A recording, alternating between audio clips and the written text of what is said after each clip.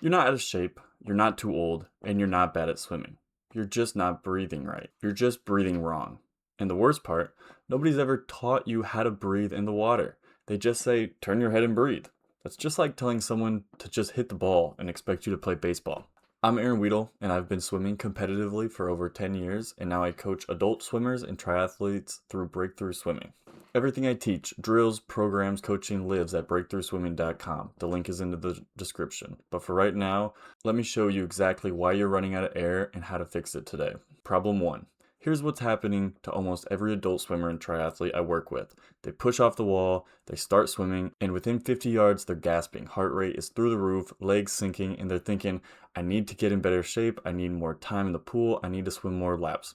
No, you don't. I've coached runners who can go out and do a half marathon no problem, and they can't make it 100 yards in the pool without stopping. That's not a fitness issue, that's a breathing issue. What's actually happening is this. You're holding your breath underwater without realizing it, and then when you turn to breathe, you have to blow all that stale air out and suck in new air through the tiny window your mouth is above while your mouth is above the surface. You're trying to do two jobs in 1 second and your body panics. Everything falls apart from there. You lift your head too high, your hips sink, your legs drop, now you're dragging through the water like a parachute, and you think you need to kick harder to stay afloat, which burns even more energy. It's a chain reaction and it all starts with your breath. Fix number 1. Exhale before you inhale. This sounds stupid simple, but it will change your swimming. The number one thing I tell every swimmer I coach, you should be exhaling the entire time your face is in the water.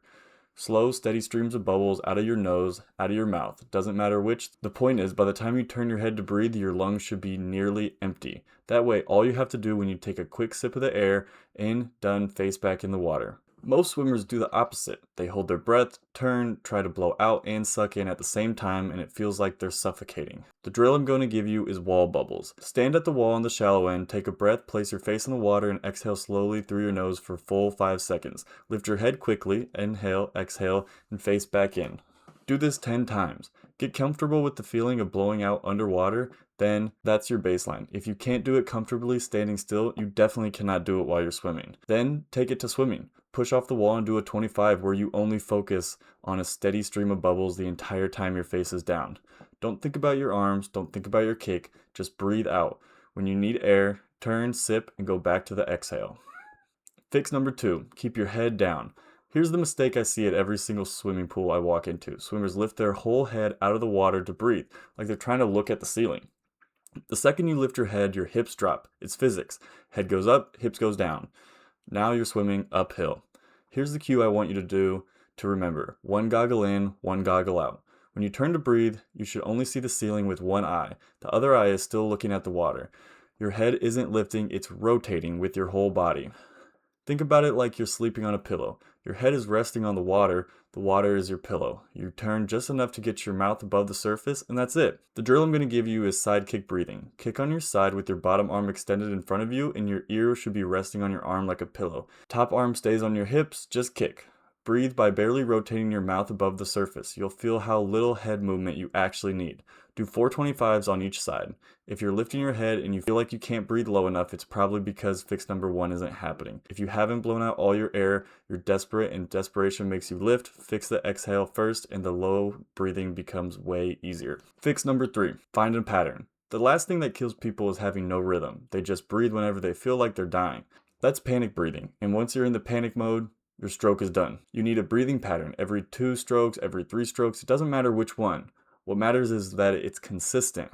For most of the adult swimmers and triathletes I work with, I start them on every 2 strokes. That means breathing on the same side almost every stroke cycle. Yes, I know bilateral breathing gets talked about a lot, and yes, it has its place, but if you're struggling to make it 100 yards, we're not worried about bilateral.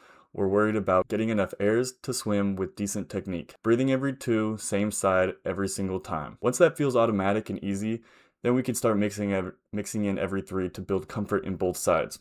The drill I'm giving you is pattern 25s. Swim 4 25s on each one, breathing every 2 strokes on your dominant side. Focus on making it feel boring, predictable. If you finish those 4 25s and your heart rate isn't through the roof, that's a win. You just proved that your fitness problem was actually a breathing pattern problem. After those feel comfortable, try 4 25s breathing every 3. Feel the difference. Notice which one lets you swim more relaxed. That's your starting pattern for now. Now let's recap. 3 fixes. 1. Exhale the entire time your face is in the water. Empty your lungs before you turn. 2. Keep your head low. 1 goggle in, 1 goggle out. Rest your head on the water like a pillow. 3. Pick a pattern. Every 2 strokes to start, make it boring and predictable. If you do these 3 things at your next swim, I guarantee you'll feel less out of breath and swim longer without stopping. Now here's my question for you. Drop a comment and tell me, what's the part of the breathing that feels the hardest? Is it the exhale, the timing, feeling like you can't get enough air?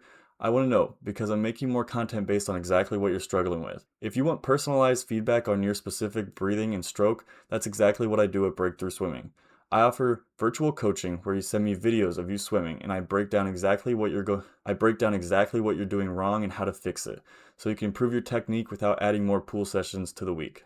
Head over to breakthroughswimming.com. The link is in the description. Hit subscribe if you want more videos like this. I'm putting out new content every week to help swimmers become better, not just swim more. I'll see you in the next one. Goodbye.